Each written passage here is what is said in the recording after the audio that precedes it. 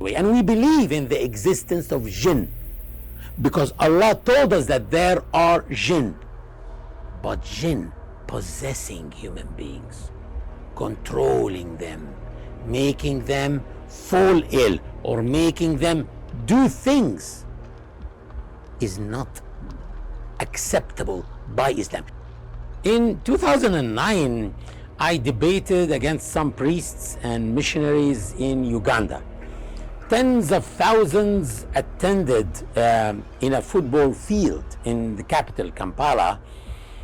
And I was surprised when a priest talked about his ability to heal the sick and exorcise evil spirits that cause diseases in them. And that's out of his Christian belief. He could do miracles in the name of Christ. Then he asked if anyone is blind. So a person stood up and told him that he was born blind. He told him to come to the stage. He was taken to the stage. He prayed for him and he made the sign of the cross on him. And the guy opened his eyes and said, "The world is magnificent, so beautiful, colors, and it's delightful. Thank you, thank you." And the priest said, "Thank the Lord, thank Jesus Christ, your Savior." And he turned to the crowd and said, "Is anyone here crippled?" Someone raised his hand and said, "I was born crippled." He told him to come to the stage, and he came up limping so badly. So he prayed for him and made the sign of the cross over him. And the man started jumping and running after he was coming up limping, actually. Who is in a very bad situation now? It's me. Because after he performed these amazing miracles, it will be my role to come up to the stage. So I must do some miracles as well. So the Muslims thought, well, what a disaster are we in? What do I do then? So the Muslim audience, of course, were looking up at me, waiting to see how am I going to solve this situation. So I came up on stage and told him, "Look, Mr. Reverend, what you did is amazing, but incomplete."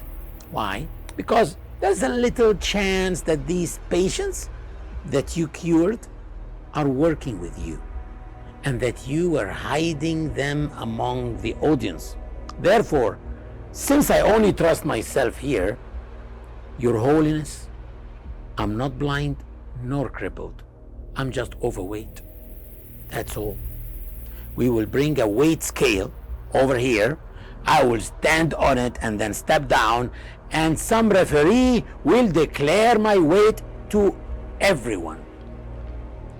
And then I'm allowing you to pray for me the way you want. Make the sign of the cross on me as you wish. And just make me lose 5 kilos. What do you think? I promise you that myself, as well as 25,000 Muslims here in this stadium now, will accept Christianity if you do so. You have a golden opportunity. And definitely, making someone lose some weight, 5 kilos only, is much easier than curing blindness and spine problems. All those Muslims will accept Christianity through you. He told me, I have a limit. I can heal only 2 people a day. So I can't do something else today.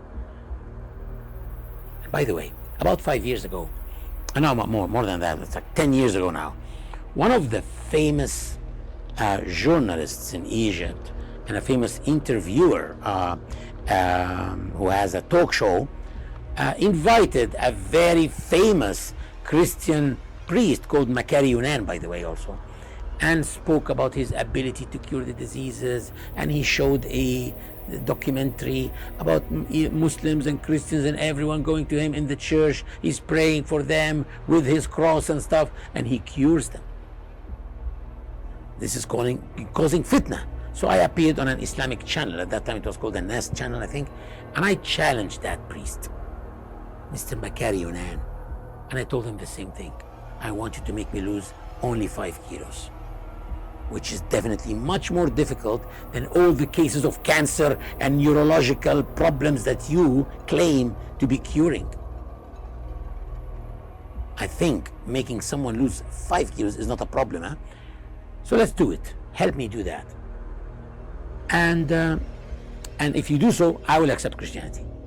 The truth is, there is nothing like that, because they say that they are exorcising evil spirits, which we call in Islam jinn, by the way, and we believe in the existence of jinn because Allah told us that there are jinn, but jinn possessing human beings, controlling them, making them fall ill or making them do things is not acceptable by Islam. Islam came to liberate the human mind from these fallacies and from superstition. No priest, no sheikh can cure these types of things. There is nothing as so-called jinn possession. And by the way, believing in jinn possession, that a jinn can make a person speak or do something, is against Sharia itself. Because if the Sharia accepts this kind of this concept, no had, no prescribed penalty, no prescribed punishment would be ever executed.